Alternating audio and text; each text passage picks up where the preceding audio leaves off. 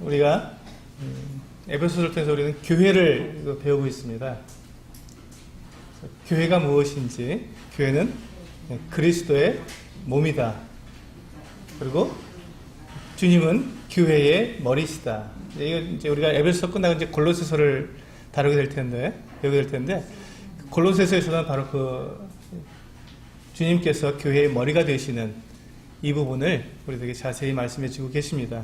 지금 이제 우리가 에베소서 말씀을 우리가 공부하고 있는데, 에베소서 말씀에서 우리가 잊지 말아야 할 것은 교회는 그리스도의 몸이다. 교회가 그리스도의 몸이면 몸이 어떻게 이 땅 가운데서 존재해야 되는지, 어떻게 교회가 그리스도의 몸으로서 그리스도를 나타내야 되는지, 이제 그 부분에 우리가 분명히 배워야 될 내용들이 있는 것이지요. 네, 우리 지난번에 에베소 4장을 통해서 제가 에베소 4장 그러면 여러분들에게 한 제스처를 가르쳐 드렸죠. 이렇게 두 팔을 벌리시면 에베소 4장이 된다고 말씀드렸습니다. 그리고 머리는 어떻게 하라고요? 하늘을 쳐다보시면 됩니다. 우리가 부르시면 소망이 있습니다. 부르시면 소망. 하나님께서 우리를 부르셨는데 왜 부르셨다고요? 우리와 영원히 함께 사시려고 우리를 부르셨다고 말씀하셨습니다. 그래서 우리는 하나님에 대해서 우리는 고개를 들어야 합니다. 우리 이 땅을 향해서 살아가는 사람들이 아니라 머리를 들고 하나님을 향해서 살아가는 사람들이죠. 우리 부르심의 소망을 가지고 우리는 살아가는 사람들입니다. 우리는 이 땅에서 영원히 사는 사람들이 아니라 하늘나라에서 하나님과 함께 영원히 살 사람들입니다. 네, 아멘 하시네요. 아니, 네. 부엌에서 잘 들리나 봅니다. 네.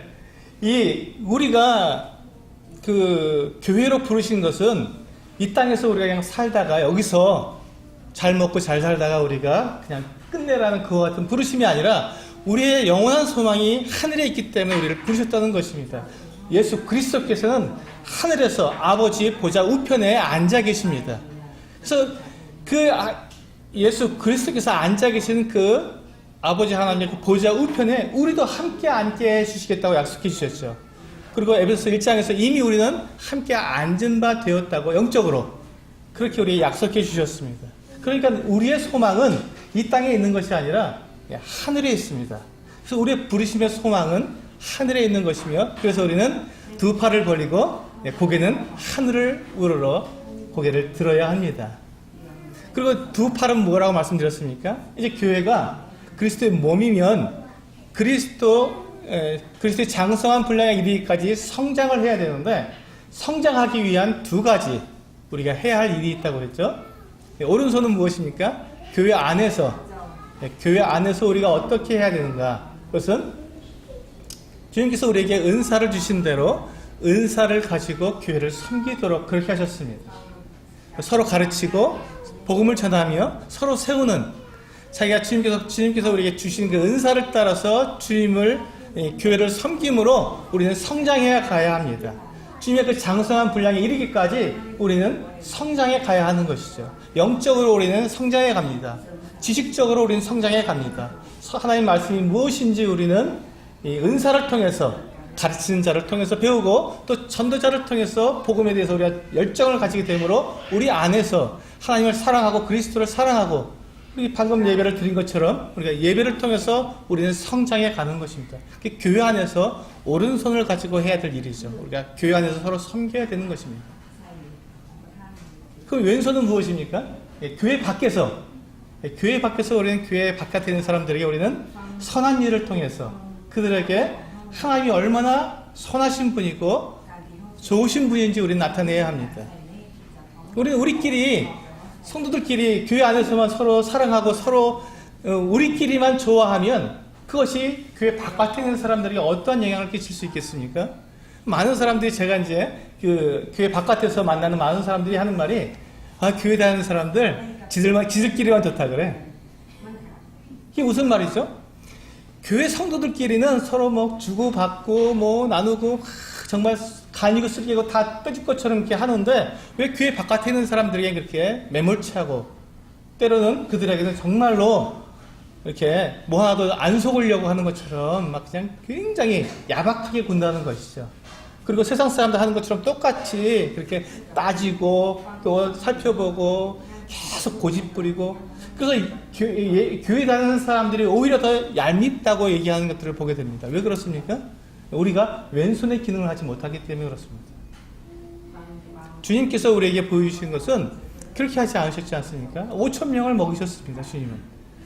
그들이 다 예수를 믿기 때문에 주님께서 5,000명을 그 보리떡 5개와 물고기 2마리로 먹이신 게 아니지 않습니까? 그들이 배가 고프기 때문에 그들이 혹시 길에서 쓰러질까 염려해서 그들을 불쌍히 여겨서 그들에게 주님께서 오병이어를 통해서 5,000명을 먹이셨습니다. 그리고 주님은 주님께 나와서 병 고침을 원하는 사람들을 거절하지 않으시고 다 고쳐주셨어요. 왜 그렇습니까? 그것을 통해서 하나님의 선하심을 사람들에게 보여주신 것이죠. 그리고 주님께서 교회에게 부탁하신 것이 있습니다. 무엇을 부탁하셨습니까? 너희가 가난한 자를 잊지 말아라. 가난한 자를 잊지 말아라. 주님께서 나는 너희와 항상 있지 않겠지만 가난한 자들은 너희와 항상 같이 있다. 그래서 가난한 사람 돕는 것을 잊지 말라고 부탁하셨습니다. 그리고 사도행전에 보면 거기서 초대교회가 한 일은 가난한 사람들을 돕는 일이었습니다. 교회 안에서 과부들과 고아들을 돌본 건 사실이지만 그것들도 있었지만 그 외에도 가난한 사람들에게 구제한 일을 결코 쉬지 않았습니다. 그래서 사람들이 뭐라고 얘기합니까? 말씀이 뭐라고 합니까? 그들의 그 같은 모습을 보고 말씀이 힘을 얻고 사람들이 날마다 더해졌다고 그렇게 말씀하고 있습니다. 그렇습니다. 교회 바깥에 있는 사람들은 하나님을 알 수 있는 방법이 우리의 선행을 통해서 그들이 알 수 있는 것입니다. 하나님이 얼마나 좋으신 분인지, 예수 믿는 것이 얼마나 아름다운 것인지 알 수 있는 방법은 우리의 선행을 통해서 알 수 있는 것이지요. 그리고 그들이 우리의 선행을 보았을 때 우리가 하는 말, 우리가 전하는 복음을 들을 마음이 생기게 되고 마음이 열려서 그 복음을 그가 들었을 때 그들도 우리가 동일하게 믿음을 갖게 되는 것입니다. 그게 양적인 성장이죠. 우리는 교회 안에서 은사를 통해서 교회가 영적으로 성장하고, 그 양적으로는요, 왼손을 통해서 교회 바깥에 있는 사람들에게 전도를 통해서 그들이 교회 안에 더해짐으로 양적으로 성장하게 되는 것입니다. 이게 이제 에베소 4장의 교회 성장의 모습입니다. 이제 우리 5장으로 들어왔습니다. 5장에서는 그러면 교회가 성장하기 위해서, 교회는 그리스도의 몸이기 때문에 몸은 성장해야 됩니다. 어린아이로 태어난 아이들이 그냥 그대로 몸이 그대로 있으면 얼마나 불행한 일입니까? 부모에게는 정말 속 터지는 일이죠. 정말 괴로운 일입니다. 부소리가 저렇게 앉아있는데 지금은 저 모습이 너무 아름답지 않습니까? 예쁘고 사랑스럽지요. 그런데 이 아이가 1년이 가도 2년이 가도 저 모습 그대로 있다면 그건 정말 부모에게는 불행한 일이에요. 너무 괴로운 일이죠. 그래서 우리가 그리스도의 몸이라면 몸은 당연히 그리스도의 그 장성한 분량에 이르기까지 성장을 해야 하는 것입니다. 그래서 이제 5장에 들어와서 주님께서 우리에게 무엇을 말씀하시냐면 개인 생활, 우리 각자가 어떻게 생활해야 되냐. 교회 안에서는 우리가 오른손의 역할을 하게 되고 교회 바깥에서는 왼손의 역할을 교회의 모습으로 하게 되지만, 그렇다면 우리 각자가 개개인이 주님과 어떠한 삶을 살아야 하느냐가 바로 에베소 5장에서 말씀해 주고 있는 것입니다. 그래서 우리는 에베소 5장에서 한 7가지 정도의 주님께서 우리 각 사람에게 부탁하신, 너희가 예수 그리스도를 믿는 각 개인으로서 예수 그리스도의 몸의 한 지체로서 어떻게 생활해야 되는지 한 7가지 정도를 우리에게 말씀해 주고 계십니다. 그거 더 많이 찾을 수도 있어요. 사실은 더 많이 찾을 수도 있지만, 그래서 저는 이제 말씀 전하기 위해서 한 7가지 정도로만 찾아봤습니다. 에베소 5장에서 찾으면 10가지도 나올 수 있고 12가지까지도 나올 수 있을 것 같습니다. 그래서 저는 이제 좀 요약해서 7가지로 오늘 말씀을 드리고자 합니다. 첫 번째, 1절과 2절입니다. 에베소 5장 1절과 2절. 우리 1절과 2절 같이 한번 읽어볼까요? 시작. 그러므로 사랑을 받는 자녀같이 너희는 하나님을 본받는 자가 되고, 그리스도께서 너희를 사랑하신 것 같이 너희도 사랑 가운데 행하라. 그는 우리를 위하여 자신을 버리사 향기로운 제물과 희생 제물로 하나님께 드리셨느니라. 네. 이게 첫 번째로 우리 개인들에게, 각 지체들에게 개인 생활을 통해서 하나님께 내가 어떻게 행할 것인가를 첫 번째로 하고 있는 말씀입니다. 너희는 하나님을 본받는 자가 되라 하고 말씀하고 있습니다. 하나님을 본받는 자가 되라. 그렇습니다. 우리는 하나님을 본받는 사람들이 되어야 합니다. 우리 개인의 생활 속에서 각자가 우리 삶 속에서 하나님을 본받는 삶을 살아야 합니다. 우리가 어떻게 하면 하나님을 본받는 삶을 살 수 있을까요? 원래 하나님께서 우리 아담과 하와를 지으셨을 때 어떻게 지으셨다고 말씀하고 있습니까? 하나님의 형상을 따라 하나님을 닮게 사람들을 창조하셨습니다. 그래서 사람들에게는요, 하나님을 닮은 구석이 있는 것입니다. 그런데 그 하나님의 형상을 닮은 그 닮은 것을 우리가 죄를 지음으로써 잃어버리지 않았습니까? 그래서 사람들에게는 지금 하나님을 닮은 모습보다는 하나님을 반역하고 하나님에서 떨어져 나가는 죄악된 모습이 더 많은 것이죠. 그런데 우리가 예수 그리스도를 통해서 우리가 거룩하게 되고 의롭게 되고 하나님의 자녀가 되었을 때 우리는 그 잃어버린 그 하나님의 형상을 되찾을 수 있는 우리에게 기회가 주어졌습니다. 그래서 이제 우리는 에베소 5장 1절에 있는 말씀처럼 너희는 사랑받는 자녀처럼, 사랑을 받는 자녀처럼 하나님을 본받으라고 말씀하고 있습니다. 이게 무슨 말씀입니까? 우리가 가정에서 부모가 있고 자녀가 있습니다. 자녀들이 어떻습니까? 아이들 가만히 보면요, 시간이 지날수록 부모하고 똑같아집니다. 말투도 똑같고요, 걸음걸이도 똑같고, 먹는 음식도 똑같고요, 판단하는 것과 결정하는 이 가치관이 똑같아집니다. 닮아가는 거죠. 부모를 닮지 말라 그래도 닮습니다. 왜요? 부모에게 사랑을 받기 때문에. 부모에게 사랑을 받기 때문에 안 닮을 수가 없는 거예요. 그리고 유전적으로 그 안에 부모를 닮은 것들이 들어와 있습니다. 우리 그리스도인들은 또 똑같다고 말씀드렸습니다. 우리도 하나님께서 우리 사람들을 만드셨을 때 하나님을 닮게 하나님의 형상대로를 창조하셨지 않습니까? 그래서 우리에게는 하나님을 닮은 구석이 있어요. 유전적으로 하나님을 닮았다는 것입니다. 근데 그것이 죄 때문에 우리가 그것이 스톱되어 있는 상태죠. 닮아가지 않고 죄 때문에 계속 우리가 하나님을 반역하는 쪽으로 가고 있었던 것이죠. 우리가 구원받음으로써 하나님의 자녀가 됨으로써 하나님의 자녀가 되어서 하나님의 사랑을 입게 됨으로써 우리는 누구를 바라봅니까? 하나님을 바라보는 것이죠. 그래서 하나님을 바라보는 우리가 순간부터 우리는 하나님을 닮아가기 시작합니다. 자녀들이 엄마를 보고 아빠를 보고 그들의 그 판단하는 것과 결정하는 것과 삶의 모습을 보면서 부모를 똑 닮아가는 것처럼 우리 그리스도인들도 하나님을 바라보고 하나님을 예배하고 하나님의 어떠한 분인지 우리가 계속해서 묵상하게 될 때 하나님을 닮아간다는 것입니다. 본받게 된다는 것이죠. 우리 히브리서 12장 말씀을 보시겠습니다.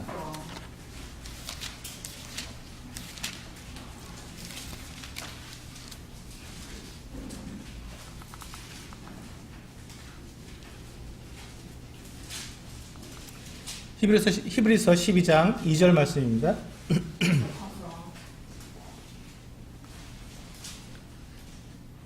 네, 우리 같이 읽어보겠습니다. 히브리서 12장 2절. 네, 시작. 믿음의 주요 또 온전하게 하시는 이인 예수를 바라보자.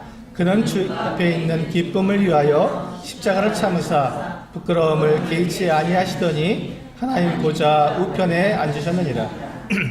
여기 보시면 믿음의 주여, 믿음의 창시자, 믿음을 만들어주시고 우리에게 믿음을 주신 분, 그 믿음의 주여 또 온전하게 하시는 이인 예수를 바라보라고 말씀하고 있습니다. 우리가 하나님을 본받는 사람이 되기 위해서 우리는 하나님을 바라봐야 합니다. 예수 그리스도를 바라봐야 합니다. 그분을 묵상하지 않고 어떻게 우리가 그분을 본받을 수 있겠습니까?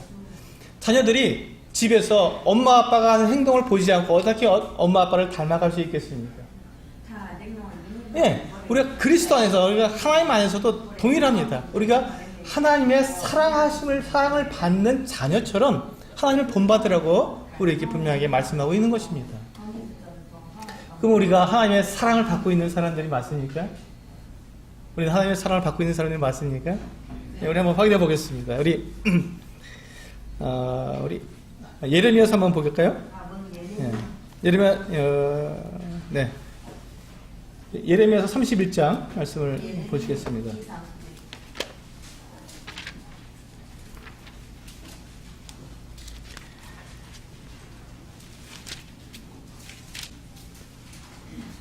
예레미야서 31장 3절.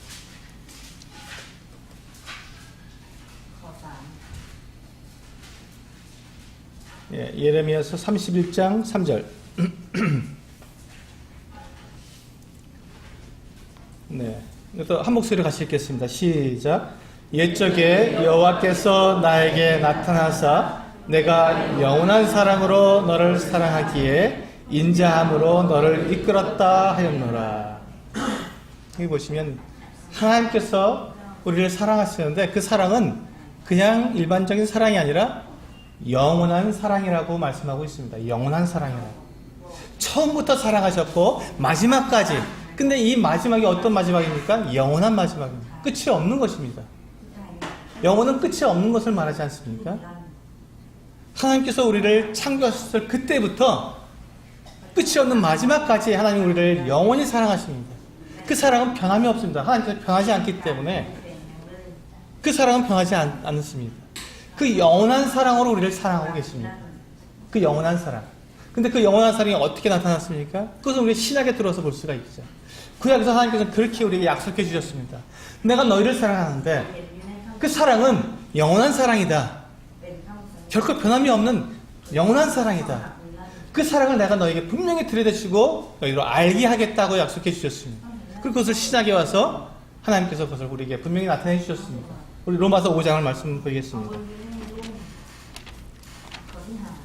로마서 5장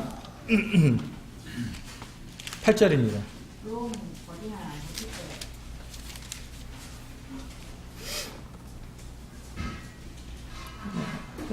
잘 알고 계시는, 외우시는, 암송하시는 말씀이죠.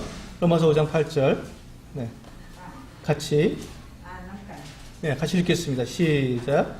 우리가 아직 죄인 되었을 때 그리스도께서 우리를 위하여 죽으심으로 하나님께서 우리에 대한 자기의 사랑을 확증하셨느니라. 여기 보시면 자기의 사랑을 어떻게 하셨다고요? 확증하셨다고요. 확실히 나타내 보이셨다고 하셨습니다. 증거의 도장을 딱 찍으신 거예요. 보아라, 이보다 더 큰 사랑이 있느냐? 내가 너희를 사랑하는 이 사랑을 이보다 더 크게 분명하게 드러낼 것이 있겠느냐? 하고 하나님께서 분명하게 우리에게 보여주셨습니다. 그것이 무엇입니까? 네, 그리스도께서 우리를 위해서 죽어주신 것입니다. 그리스도의 죽음이 하나님의 사랑을 우리에게 분명히 드러내주시는 완전한 증거가 되고 있다고 말씀하고 있습니다. 이보다 더 큰 사랑이 어디 있으며 이보다 더 확실한 증거가 어디 있냐고 우리에게 말씀해주고 있는 것입니다. 네, 우리 뒤에 같은 말씀인데요. 8장에서 보시겠습니다. 로마서 8장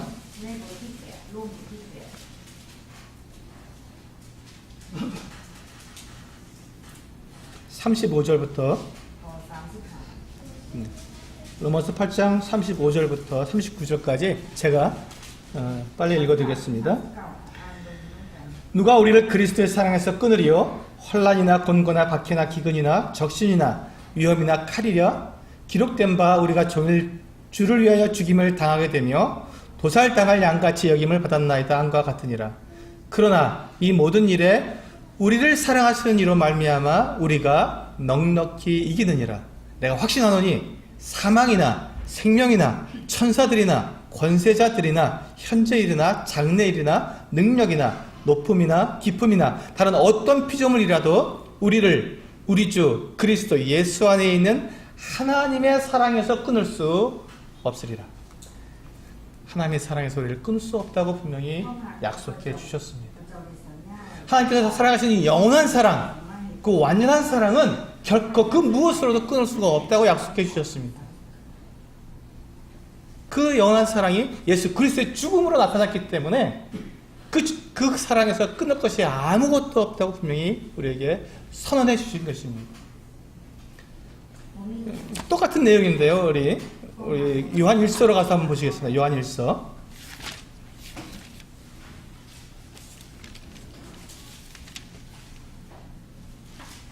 3장입니다. 요한일서 3장 1절.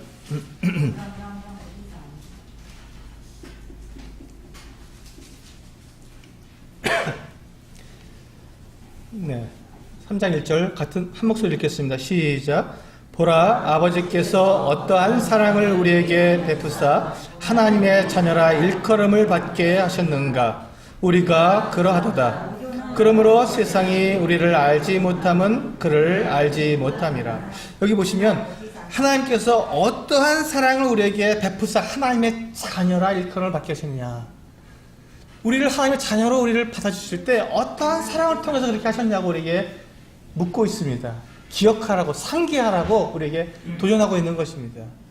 어떠한 사랑 하셨죠? 뒤에 5장으로 넘어가시겠습니다. 요한일서 5장.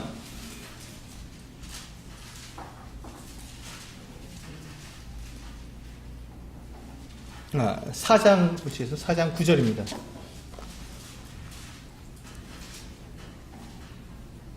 요한일서 4장 9절. 네.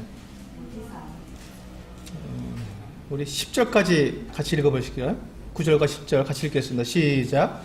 하나님의 사랑이 우리에게 이렇게 나타난 바 되었으니 하나님이 자기의 독생자를 세상에 보내심은 그로 말미암아 우리를 살리려 하심이라. 사랑은 여기 있으니 우리가 하나님을 사랑한 것이 아니요 하나님이 우리를 사랑하사 우리 죄를 속하기 위하여 화목 제물로 그 아들을 보내셨습니다. 하나님의 사랑은 분명합니다. 하나님의 사랑은 예수 그리스도의 죽음에서 분명하게 우리에게 드러나 있습니다. 근데 많은 분들이 하나님께서 나를 사랑하신 것, 예수님을 통해서 우리를 사랑하신 건 알겠는데 그것만이냐? 예수님께서 십자가 달려 돌아가셔서 내 죄를 용서해 주신 것, 그것만으로 끝이냐? 이렇게 묻는 분들이 있습니다. 우리 다시 로마서 8장으로 가보시겠습니다.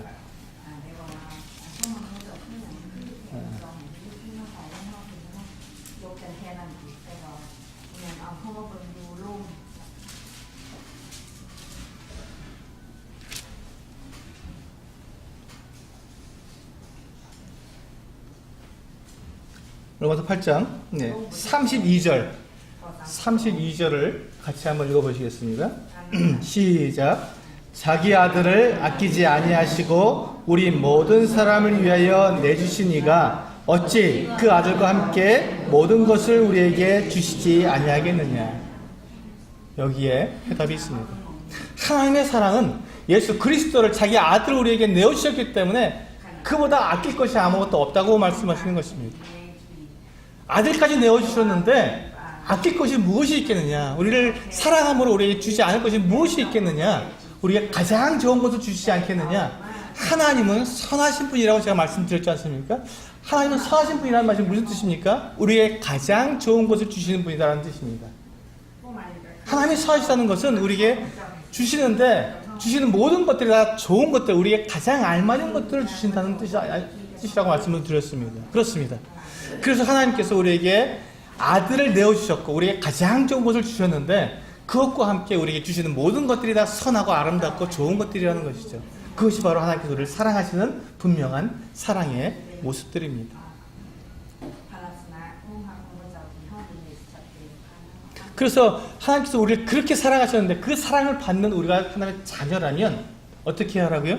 첫 번째 어떻게 하라고요? 1절 에베소서 5장 1절 하나님을 본받는 자가 되라고 말씀하고 있습니다. 하나님 본받는 자가 되라. 본받는 자가 되라. 하나님 본받기 위해서 오늘 어떻게 하시면 됩니까? 11서 12장 2절 예수를 믿음의 주여 또 온전케 하신 이인 예수를 바라봐야 합니다. 바라보십시오. 그분을 바라보십시오. 두 번째 우리 3절에서 7절에 있는 말씀을 에베소서로 돌아가세요. 네, 에베소서 5장 3절에서 5절까지는요. 저는 이렇게 정리해봤습니다. 감사하는 말을 하라. 이렇게 정리를 해봤습니다. 3절에 보시면 뭐라고 말씀하고 있냐면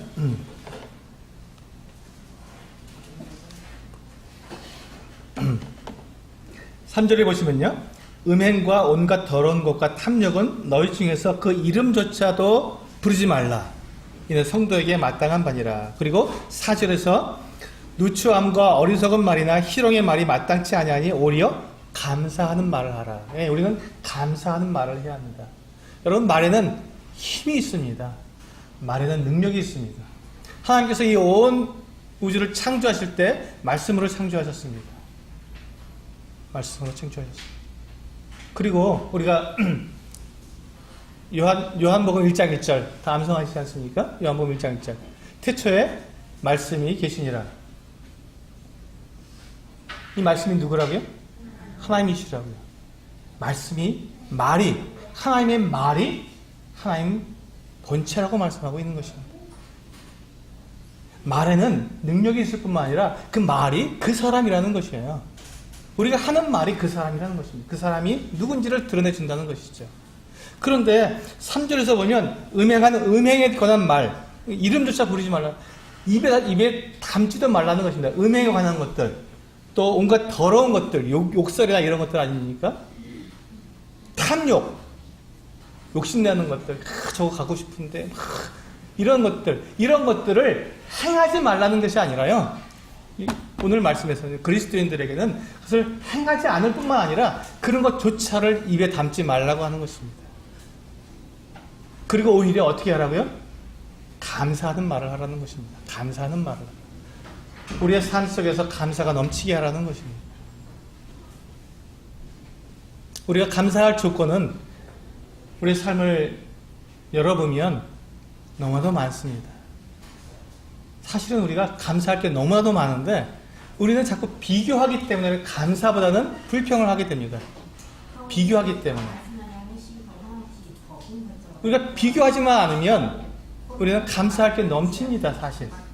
그런데 우리는 참 우리의 눈이 이 두 개인 것이 저는 그렇게 생각해요. 한 눈으로는 이쪽 보고 한 눈으로는 저쪽 보고 자꾸 비교하려고.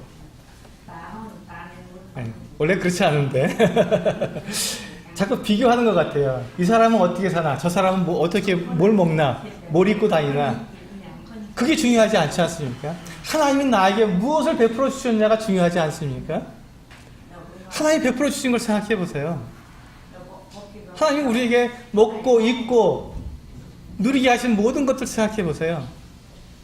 우리 가정에 있는 우리 자녀들 생각해 보세요. 우리 부모님들 생각해 보세요. 우리가 이와 같은 교회로 함께 모일 수 있다는 것을 생각해 보세요. 이런 모든 것들을 우리가 누리고 우리가 함께 할 수 있다는 것 자체가 우리는 감사할 내용들이지 않습니까? 때때로 우리가 이 세상에서 살다 보면 어려움을 당할 수도 있습니다. 고난을 당할 수가 있어요. 그것이 중요하지 않지 않습니까? 왜? 그것을 이기게 하시는 하나님의 능력이 있기 때문에 그렇습니다. 하나님은 우리가 고난 중에도 우리와 함께 하신다고 약속하셨습니다. 그리고 우리 주님은 우리보다 먼저 그 고난 가운데 먼저 가신 분입니다. 주님이 우리를 체휼하시는 분이십니다. 주님이 직접 경험하신 거예요. 인생의 그 고달픔과 괴로움과 고독과 아픔과 배고픔과 슬픔 모든 것들을 주님께 친히 경험하셨습니다. 하나님이시면서 그리고 주님은 친구들에게 버림을 받으셨습니다. 자기 제자들에게 버림을 받으셨어요. 그리고 그 당시에 가장 극악한 형벌이라는 십자가의 형벌을 받으시고 생명의 주님이신 생명의 창조주이신 그분이 죽음을 맛보셔야 했던 것입니다. 이것처럼 더 비참한 일이 있겠습니까? 생명을 만들어내시는 분, 생명의 주권자이신 그분이 생명을 잃어버리는 일이 있다는 것, 이것처럼 비참한 일이 있겠습니까? 주님이 그 일을 당하셨습니다. 왜? 우리보다 앞서 고난을 당하기 위해서, 우리보다 앞서 그 삶을 체험하시기 위해서 주님은 그래서 우리를 체휼하시는 분이라고 말씀하고 있습니다. 우리가 고난 당할 때, 우리가 어려움을 당할 때 주님은 결코 그것을 야 대충 해라, 웬만큼 해라 이렇게 말씀하시는 분이 아니라 나도 그것을 겪었다, 네가 얼마나 어려운지 나도 그것을 안다 하고 주님은 우리에게 같은 공감을 하시는 분이십니다. 그래서 우리로 하여금 주님을 닮아가도록, 그리고 주님 앞에 감사하도록 감사하는 말을 하라고 우리에게 말씀하고 계신 것입니다. 주님은 베드로전서 2장 22절 23절에서 이와 같이 말씀하고 있습니다. 그는 죄를 범하지 아니하시고 그 입에 거짓도 없으시며 욕을 당하시되 맞대어 욕하지 아니하시고 고난을 당하시되 위협하지 아니하시고 오직 공의로 심판하시는 이에게 부탁하시는 분이라고 말씀하고 있습니다. 주님은 그런 분이십니다. 주님은 그 입에 거짓말도 없으시고 욕도 하지 않으시고 그분은 그렇게 받으신 분이세요. 우리는 그분의 몸입니다. 그분을 나타내는 사람들이죠. 이 땅 가운데서 예수가 어떤 분이냐? 그리스도인을 보고 아니라 교회를 보고 아는 것입니다. 우리는 그래서 주님처럼 우리도 동일하게 그렇게 음행이나 더러운 것이나 탐욕이나 이런 것들을 우리는 입에조차 올려서는 안 되는 것이죠. 누추한 말을 우리 입에서 나와서는 안 되는 것입니다. 물론 우리가 완벽하게 살 수는 없고 우리가 감정을 가지고 있기 때문에 우리가 화가 나면 나도 모르게 이렇게 욕이 나갈 수도 있습니다. 이게 우리의 본성이니까요. 하지만 우리가 그렇게 했을 때 우리가 어떻게 하라고요? 주님께 고백을 하라고요. 그것을 우리가 주님 앞에서 해결해야 되지 않겠습니까? 그것을 그럴 수도 있지 하고 지나가는 것이 아니라 우리가 그렇게 했으면 우리가 그리스도의 몸이라면 우리가 그것을 주님께 자백하고 고백하고 주님께 그것을 내가 해결받아야 한다는 것입니다. 주님께서 우리가 고백하면 내가 주님께 자백하면 주님께서 그 모든 것을 다 용서해 주시겠다고 약속하셨기 때문에 우리 그 말씀을 믿으면 그렇게 해서 우리가 경건하고 거룩한 삶을 우리가 유지해야 한다는 것입니다. 세 번째,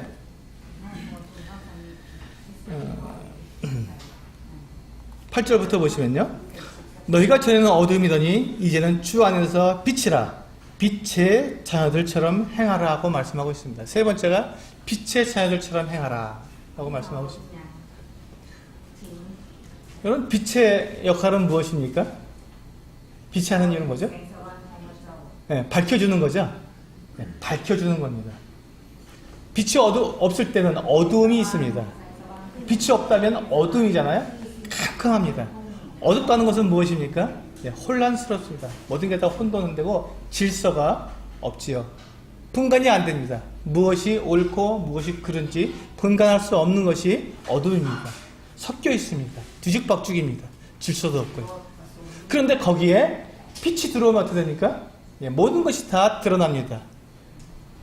무엇인지 다 알 수 있습니다. 그리고 무엇이 옳고 무엇이 그른지 우리는 분간할 수 있습니다. 그러면 거기에 질서가 생기는 것이죠. 해야 할 것과 하지 말아야 할 것을 우리는 구분할 수 있습니다. 하나님께서 천지를 창조하실 때 첫째 날에 무엇을 하셨습니까? 네, 빛이 있어라 하고 빛을 창조하셨습니다. 그리고 그 빛으로 빛과 어둠을 나누셨습니다. 그렇습니다. 하나님은 우리에게 빛의 자녀들처럼 행하라고 말씀하고 있습니다. 빛의 자녀들은 무엇입니까? 어둠의 일을 밝히 드러내서 어둠 속에 있었던 것들이 얼마나 혼란스럽고 질서가 없고 혼동되어 있는 것들인지를 밝혀서 내가 어떻게 행해야 될지를 드러내 주라는 것입니다. 근데 내가 빛의 자녀고 내가 빛 가운데 산다고 하면서 내가 질서가 없고 내가 혼동되고 내가 무엇이 옳고 무엇이 그런지 알지 못한 채로 그렇게 살아가게 된다면 그건 빛의 자녀의 모습이 아니겠죠. 빛의 자녀의 모습은 무엇이 옳고 무엇이 그런지를 분명히 알 수 있는 명백한 모습이 되어야 합니다. 그래서 빛의 열매 9절에 보시면 빛의 열매는 모든 착함과 의로움과 진실함에 있다라고 되어 있습니다. 빛은 이렇게 흐리멍텅하지 않습니다. 이것인지 저것인지 흐리멍텅하지 않습니다. 빛은 분명합니다. 명백한 겁니다. 우리가 빛 아래에 있기 때문에 우리가 다 누가 누군지 다 얼굴을 다 알지 않습니까? 명백한 거예요. 그래서 이게 희미한 것이 있을 수가 없습니다. 그래서 빛의 열매로 나타나는 것은 모든 착함입니다. 그리고 모든 의로움입니다. 그리고 진실. 이 세 가지 착함과 의로움과 진실에 흐리멍텅한 것이 있습니까? 없습니다. 명백한 겁니다. 우리의 삶이 이렇게 명백한 겁니다. 우리의 삶은 타협이 있을 수가 없는 것이죠. 타협하지 않습니다. 우리는요. 그런데 그것이 빛의 열매들인데 우리가 살아가면서 반복하지만 우리들의 삶 속에서 이와 같이 타협하는 모습이 있을 수 있습니다. 우리는 완벽한 삶을 살아갈 수가 없는 것이 우리의 본질입니다. 죄악된 본성을 가지고 있기 때문에 우리가 완벽할 수 없습니다. 그럴 때 어떻게 합니까? 깨끗하게 만들어야 되는 것이죠. 의로움을 우리가 유지해야 합니다. 거룩함을 유지해야 합니다. 우리가 거짓을 말하고 때로는 음란을 말하고 또 우리가 탐욕을 말했으면 그것을 하나님 앞에 우리가 자백하고 고백함으로 우리가 용서받고 깨끗함을 유지하게 되는 것처럼 우리가 흐리멍텅하고 우리가 분별이 안 될 때 주님 앞에 우리가 그것을 가지고 나아가서 분명하게 분별 있는 삶을 살아가도록 그렇게 우리가 우리의 삶을 만들어 가야 한다는 것입니다. 우리가 성경을 읽는 이유가 무엇입니까? 하나님의 말씀 우리가 읽고 또 우리가 묵상하는 이유가 무엇입니까? 하나님의 이 완전하고 거룩하고 분명한 그 말씀을 따라 우리가 살기 위한 것입니다. 여기에는 하나님의 말씀에는 좌우가 분명합니다. 좌우가 분명합니다.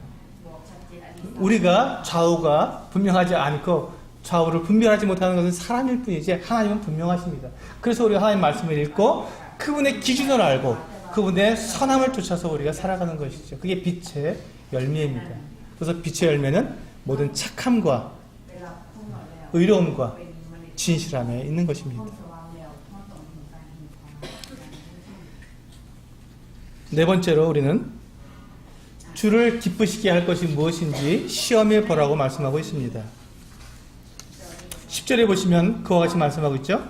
주를 기쁘시게 할 것이 무엇인가 시험하여 보라. 그래서 너희는 열매 없는 어두움의 일에 참여하지 말고 도리어 책망하라. 그들이 은밀히 행하는 것들은 말하기도 부끄러운 것들이라. 그러나 책망을 받는 모든 것은 빛으로 말미암아 드러나나니 드러나는 것마다 빛이니라. 그러므로 이르시기를 잠자는 자여 깨어서 죽은 자들 가운데서 일어나라. 그리스도께서 너에게 빛이시라 하셨느니라. 여기 보시면요. 주께 기쁘시게 할 것이 무엇인지 시험해 보라고 말씀하고 있습니다. 그리스도인들이 거의 대부분의 그리스도인들은 주님을 기쁘시게 하는 삶을 살고 싶어 합니다. 사실이 그렇습니다. 우리 구원받게 되면 우리 안에 있는 하나님의 이 성령께서 우리를 그것을 추구하게 만들어 주시죠. 그래서 우리는 다 하나님을 기쁘시게 하는 삶을 살고 싶습니다. 그런데 어떤 것이 하나님을 기쁘시게 하는 삶인지 잘 모를 때가 있습니다. 그래서 주님께서 뭐라고 지금 말씀하시기를 어떤 것이 주님을 기쁘시게 하는 것인지 알아보라는 것입니다. 알아보라. 내가 이 일을 하고 저 일을 해봤을 때 어떤 것이 하나님께서 기뻐하시는지 알아보라는 거예요. 우리 안에는 성령께서 계십니다. 그래서 내가 어떤 일을 했을 때 그 일을 하나님이 기뻐하시면 내 안에 계신 성령께서 기뻐하십니다. 그래서 내가 그것을 알 수 있습니다. 이 일을 하나님께 기뻐하시는구나. 근데 어떤 일을 했을 때는 성령께서 근심하세요. 그럼 내가 압니다. 왜? 내 안에 성령께서 계시니까. 그러면 지금 이 말씀은 바로 그것이에요. 내가 어떤 일을 했을 때 내 안에 계신 성령께서 근심하시면 그 일은 하지 말라는 거예요. 그럼 내 안에 내가 어떤 일을 했을 때 내 안에 성령께서 기뻐하시고 하나님께서 기뻐하시는 걸 내가 알게 되면 그 일을 하라는 것이죠. 어떤 것이 하나님을 기쁘시게 하는 것인지 알아보라는 것입니다. 테스트해봐라. 하나님을 테스트하는 것이 아니라 내 삶을 테스트해보라는 것입니다. 내 행동을. 그래서 하나님께서 기뻐하시는 것임을 내가 알게 되었을 때 그 일에 내가 나를 드리고 그 일을 지속해서 하라는 것이죠. 우리가 복음을 전하는 일, 참 아름다운 일이고 주님께 기뻐하시는 일입니다. 그럼 그 일을 하면 되는 것입니다. 우리가 예배 드리는 일, 기뻐하시지 않습니까? 그 일을 하는 것입니다. 그런데 우리가 때때로 화를 내고 욕을 하고 그렇게 우리가 했을 때 어떻습니까? 불편합니다. 마음이 힘들어요. 싸우고 부부가 서로 다투었을 때, 부부싸움 했을 때 정말 이게 힘듭니다. 특히 토요일날 저녁이나 주일날 아침에 예배드리러 나오면서 차 안에서 싸웠을 때 정말 어렵습니다. 근데 그때 우리는 그것을 알지 않습니까? 내가 이렇게 부부가 서로 다투었을 때 예배드릴 수 없을 만큼 괴로움이 있다면 이것은 주님께서 기뻐하시는 일이 아닙니다. 그럼 어떻게 하면 부부가 서로 다투지 않을 것인가를 우리는 생각해 볼 수 있는 것이죠. 알아볼 수 있는 것입니다. 그렇게 행하는 것이죠. 알아보라는 것입니다.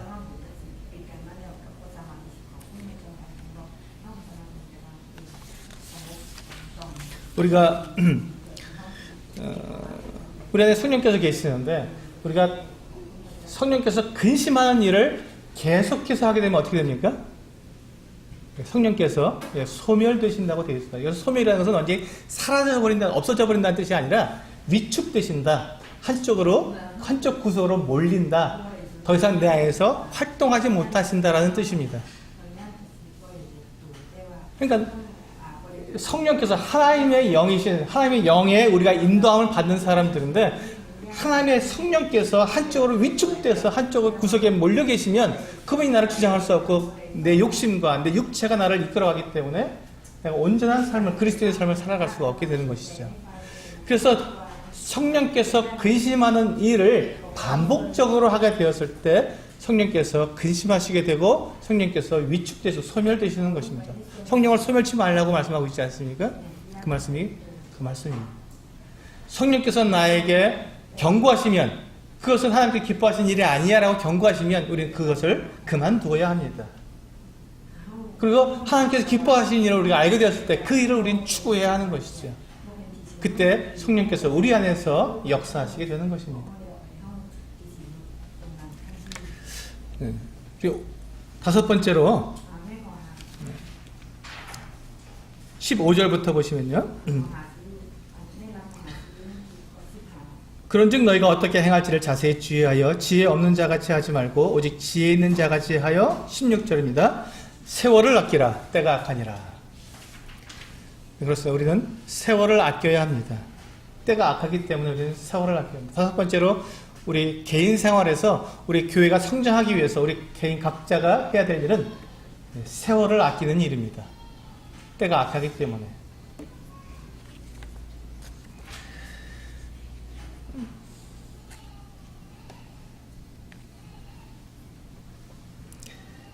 이 15절에 보시면 제가 15절부터 읽어드렸는데 여기서 15절에 보시면 너희가 어떻게 행할지를 자세히 주의하여 지혜 없는 자처럼 하지 말고 오직 지혜 있는 자같이 하라고 되어 있습니다. 우리 방금 앞에서 주님을 기쁘시게 하는 일이 어떤 일인지 우리가 시험해보서 알아보라고 했지 않습니까? 알았습니다. 알아보고는 그걸로 끝나면 아무 소용이 없는 것이죠. 그것이 하나님을 기쁘시게 하는 일인지 알았으면 그 일을 행하라는 것입니다. 세월을 아껴서 그 일을 행하라는 것입니다.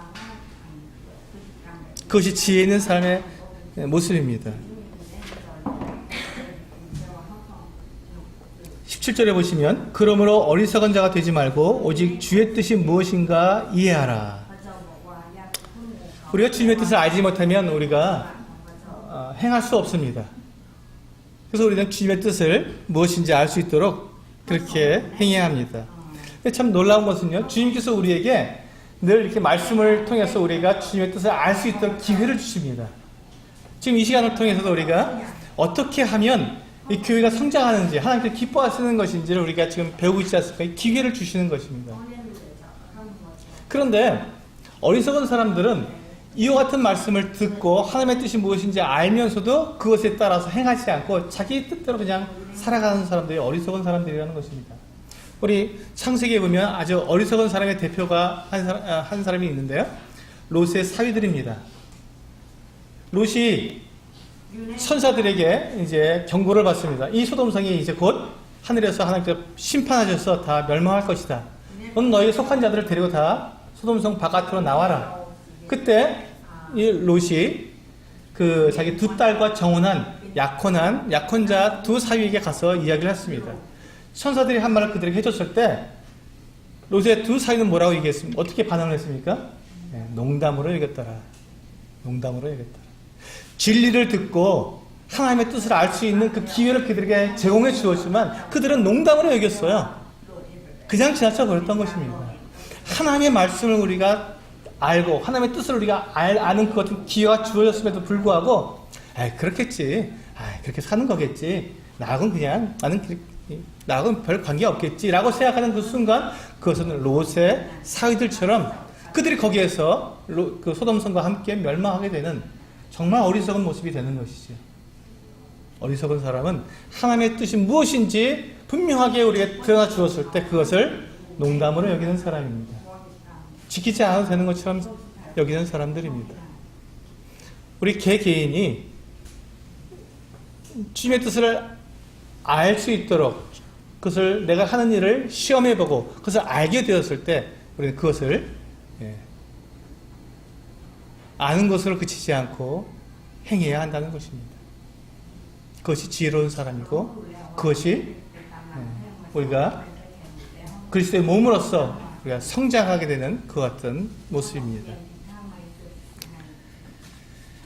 이렇게 어리석은 사람들의 모습은 이 롯의 두 사이만 있는 것이 아니라 사도행전에 보면 바울이 유대인들에게 가서 회당에 가서 이제 막 복음을 전하지 않습니까? 그때 유대인들이 뭐라고 합니까? 어떻게 합니까? 어떻게 반응합니까? 복음을 거절합니다. 그리고 오히려 바울을 죽이려고 합니다. 그때 바울이 어떻게 합니까? 옷을 털고 신발을 발에 먼지를 털고 이제 나는 너희들이 유대인들이 복음을 거절하기 때문에 나는 이제 이방인에게 향하겠다 하고 떠나가게 됩니다. 하나님은 우리를 사랑하시기 때문에 오래 참으십니다. 그런데 기회를 계속 주시는 것이죠. 우리에게 계속해서 기회를 주십니다. 하나님의 뜻을 알 수 있도록 기회를 주시고 우리가 하나님의 뜻에 순종하도록 복종하도록 우리에게 기회를 주십니다. 그런데 그 기회가 영원히 계속 있는 것이 아닙니다. 어느 순간 그 기회는 끝나는 때가 있는 것입니다. 하나님께서 소돔과 고모라가 그렇게 하나님 앞에서 극악한 죄를 짓고 악한 그 성이었을 때 그것을 기다리셨지만 어느 날 하나님께서 그 소돔성을 방문하시고 그 소돔성을 심판하시는 그날이 오게 된 것입니다. 우리가 살고 있는 이 땅도 죄악된 세상입니다. 주님께서 분명히 말씀하셨습니다. 이 땅을 불로 심판하시겠다고 약속하셨습니다. 그리고 주님께서 어느 날 갑자기 오셔서 우리를 공중으로 들어 올리시겠다고 약속해 주셨습니다. 그때가 언제인지 우리는 모른다고 말씀해 주셨습니다.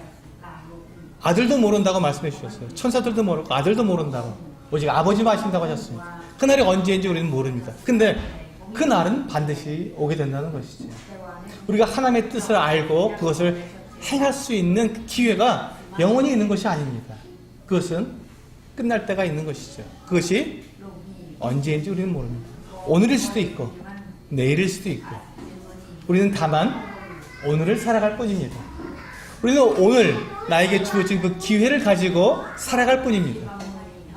우리는 우리에게 주어진 이 오늘을 하나님의 말씀 앞에서 하나님의 말씀을 순종하면서 내가 알게 된 하나님의 뜻을 순종하면서 살아가는 것이지 내일 어떻게 될지 우리는 알지 못합니다.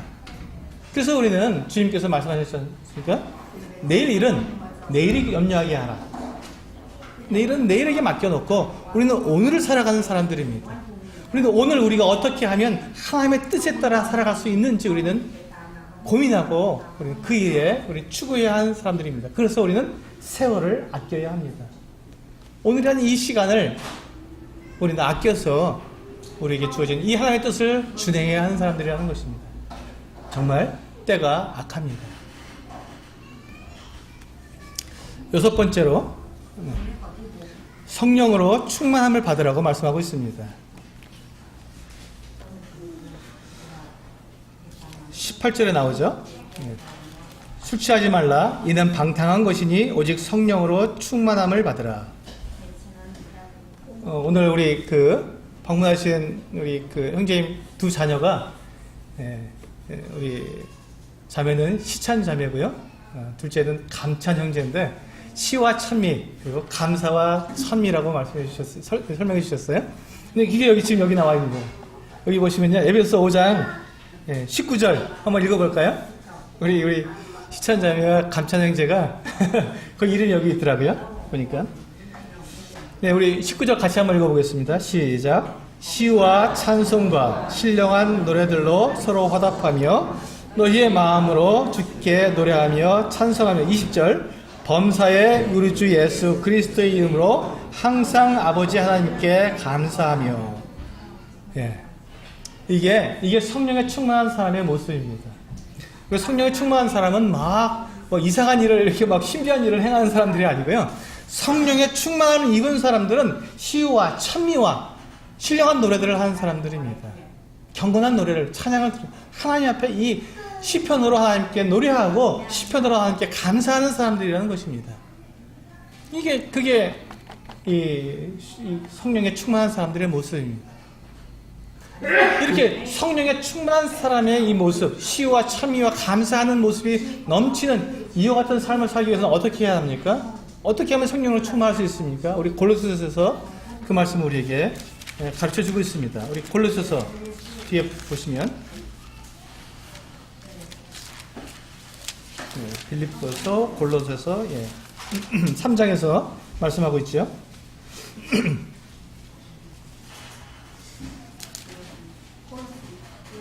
16절, 17절입니다.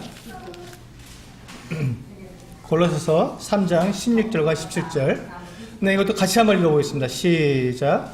그리스도의 말씀이 너희 속에 풍성히 거하여 모든 지혜로 피차 가르치며 권면하고 시와 찬송과 신령한 노래를 부르며 감사하는 마음으로 하나님을 찬양하고 또 무엇을 하든지 말에나 일에나 다 주 예수의 이름으로 하고 그를 힘입어 하나님 아버지께 감사하라. 여기 지금 아까 우리가 읽은 에베소 5장에 있는 말씀과 골로새서 3장에 있는 말씀이 똑같지 않습니까? 성령의 충만한 모습이 말씀이 우리 속에 풍성히 거할 때 나타나는 모습과 똑같습니다. 그러므로 우리가 성령에 충만하기 위해서 우리가 하나님 말씀이 우리 안에 풍성히 거하도록 우리는 해야 합니다. 우리 지난주에 우리 암성대회를 했습니다. 암성대회를 하니까 참 여러 가지로 좋은 일들이 많이 일어나는 것 같습니다. 최동근 자매님이 뭐 할 일 없어 심심한 때가 있었는데 암성을 하니까 심심할 때가 없답니다. 심심하면 암성하면 되니까 참 너무 좋다고 말씀하시더라고요. 그렇습니다. 여러분 하나님 말씀이 우리 안에 거하면요 암송을 하게 되면 어떻게 됩니까? 우리 삶이 풍성해져요. 감사가 넘칩니다. 찬송이 넘칩니다. 생각만 해도 하나님께 하나님 정말 감사합니다. 기도하게 되는 것이죠.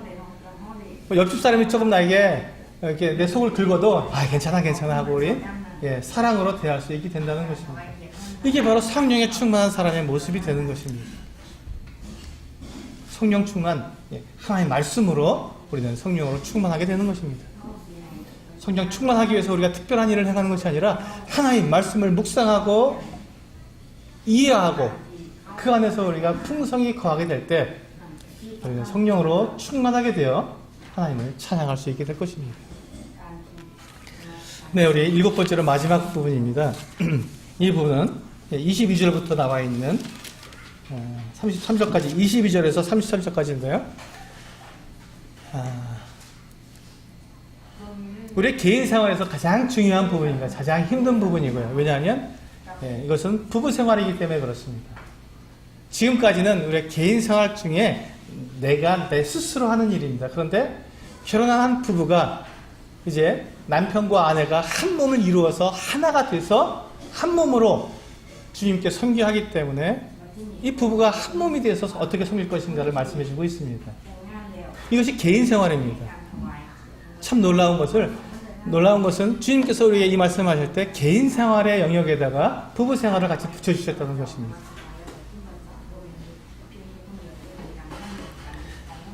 제가 22절 읽어드리겠습니다. 아내들이여 자기 남편에게 복종하기를 주께 하듯 하라. 이것이 부부 생활에 있어서 우리가 해야 될 일입니다. 아내들이여 남편에게 복종하기를 주께 하듯 하라. 이는 남편이 아내의 머리됨이 그리스도께서 교회의 머리됨과 같음이니 그가 바로 몸의 구주시니라. 그렇습니다. 그 두 번째 25절에 보시면 남편들아 아내 사랑하기를 그리스도께서 교회를 사랑하시고 그 교회를 위하여 자신을 주심같이 하라. 이것이 부부가 해야 할 일입니다. 남편과 아내가 각각이 아닙니다. 보시면 31절에 보시면 그러므로 사람이 부모를 떠나 그 아내와 합하여 그 둘이 한 육체가 될지니 한 육체라고 그랬습니다. 남편과 아내는 각각 떨어져 있고 독립된 개체이지만 주님 보시기에 한 육체라는 것이 한 몸이라는 것입니다. 하나입니다. 남편과 아내는요. 그래서 남편과 아내는 서로 다른 길을 가는 사람들이 아니라 한 길을 가는 사람들입니다.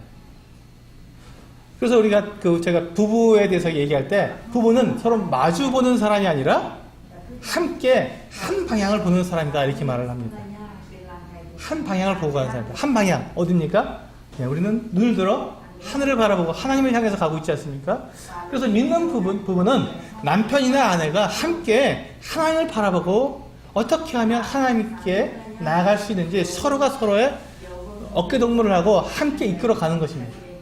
아내가 지치면 남편이 아내를 부축해서 함께 이끌어가는 것이고 남편이 쓰러지고 힘들어하면 아내가 그를 부축해서 함께 가는 것입니다. 서로 동떨어진 사이가 아니라 함께 한 몸으로 가는 것이죠. 이것이 개인 생활에서 하나님께서 우리에게 교훈하시고 있는 부분입니다. 남편과 아내는 서로 나누어진 사람 존재가 아니라 한 몸이라는 것입니다. 그러기 위해서는 아내는 남편을 존경해야 합니다. 그리고 남편은 아내를 사랑해야 합니다. 근데 참 감사한 게요. 이 말씀에서 하나님께서 어떤 조건을 붙이지 않으셨다는 것입니다. 이 말씀은 뭐냐면, 제가 이제 이런 말씀을 드리면, 많은 자매님들이, 아휴, 존경할 만한 해야 존경하지. 이렇게 말씀을 하세요. 남편이 존경할 만한 짓을 해야 남편을 존경할 거 아닙니까? 맨날 속만 썩이는데 어떻게 존경합니까? 이렇게 말씀하시는 자매님들이 있어요. 그런데 이 말씀에 보시면요, 그런 조건이 전혀 없다는 것입니다. 주님은 뭐라고 말씀하시냐면, 아내는 남편을 존경하라고 어떤 조건을 붙이지 않으셨습니다. 남편이 존경받을 만해야 존경하라는 것이 아닙니다. 존경받을 만한 사람은 누가 존경할 수 있습니다. 그러나 아내는 남편이 어떠한 사람이든지 남편이기 때문에 존경하라는 것이에요. 다른 조건이 없습니다. 만약에 다른 조건이 있다면 저는 제 아내에게 존경받을 수 없는 사람일 것입니다. 제가 제 아내에게 존경받을 만한 짓을 해야지요. 그렇게 못합니다, 저도. 그런데 제 아내는 저를 존경해 주기 때문에 제가 감사하는 것이죠. 그럼 반대로 남편들은 어떻습니까? 아내를 사랑하라고 말씀하십니다. 그런데 거기에는 어떠한 조건도 없습니다. 사랑스러운 짓을 해야 사랑하시요. 그렇지 않습니다. 내가 바가지를 긁든 살이 쪄서 막 이렇게 베들레헴이 되든 상관없습니다. 그게 무슨 상관이 있습니까? 내 아내이기 때문에 사랑하라는 것입니다. 내 아내이기 때문에. 주님께서는요, 뭐라고 말씀하시냐면, 내가 어려서 사랑한 내 아내를 사랑하라고 말씀하고 있습니다. 내가 어려서 사랑한 내 아내를 사랑하라. 제 아내와 28년을 살고 있습니다. 처음 결혼할 때, 28년 전에 결혼할 때 정말 예뻤거든요. 정말 예뻤고 날씬하고 정말 사랑스러웠습니다. 근데 지금 시간이 지났잖아요. 이제 늙고 베들레헴도 이제 두껍게 핸들이 잡히더라고요. 그걸 보면 사랑할 수 있는 마음이 생기겠습니까? 그 자체 육체의 모습이나 어떤 우리가 사랑할 조건을 찾는다면 사랑할 수가 없어요. 그런데 주님은 뭐라고 말씀하셨냐면, 네가 어려서 사랑한 그 내 아내를 사랑하라는 것이에요. 사랑은요, 내가 사랑스러워서 사랑하는 것이 아니라 사랑하기 때문에 사랑스러워지는 것입니다. 내가 사랑하려고 마음을 먹어야 사랑스러운 것이지, 사랑스러운 모습이나 찾아보면 절대로 사랑할 수가 없습니다. 남편이 존경스러운 모습을 찾아보려고 막 하면요, 없어요. 존경할 수가 없습니다. 그러니까 존경해야겠다고 내가 마음을 먹는 거예요. 그러면 존경스러워지는 것입니다. 주님 그렇게 말씀하시는 것입니다. 내 남편을 존경해라. 왜요? 내 남편이니까 존경하라. 다른 조건 없습니다. 네 남편이기 때문에 존경하라는 것이다. 내 아내를 사랑해라. 왜요? 네 아내이기 때문에 사랑하라는 것이다. 너와 한 몸이기 때문에. 다른 조건은 없다. 이것이 하나님께서 우리에게 주신 말씀입니다. 우리가 그래서 가정이 그렇게 해서 하나가 되고, 남편과 아내가 하나가 되고 한 몸이 되고 한 뜻이 되어서 함께 하나님을 섬겨 나가게 될 때 교회가 건강해지는 거예요. 교회가 성장해지는 것입니다. 이것이 교회 성장을 위해서 우리 개인 생활을 어떻게 할 것인가에 대한 7가지 내용입니다. 오늘은 내용이 좀 길었습니다. 할 말씀드릴 게 많고 33절까지 있어서 내용이 많았습니다. 좀 요약해 보겠습니다. 첫 번째, 우리는 사랑을 받는 자녀처럼 하나님을 본받는 자가 되라고 말씀하고 있습니다. 두 번째, 감사하는 말을 하라고 말씀하고 있습니다. 세 번째, 빛의 자녀들처럼 행하라고 말씀하고 있습니다. 네 번째, 주를 기쁘시게 할 것이 무엇인가 시험해 보라고 말씀하고 있습니다. 다섯 번째, 세월을 아끼라고 말씀하고 있습니다. 때가 악합니다. 여섯 번째, 성령으로 충만함을 받으라고 말씀하고 있습니다. 일곱 번째, 남편과 아내가 한 몸을 이루라고 말씀하고 있습니다. 이것이 우리의 개인 생활에서 우리가 교회를 성장시키기 위해서 우리가 취해야 할 모습입니다. 이것은 우리가 스스로가 해야 할 주님 앞에서 나의 사명이라고 말씀드릴 수 있겠습니다. 기도하시고 마치겠습니다.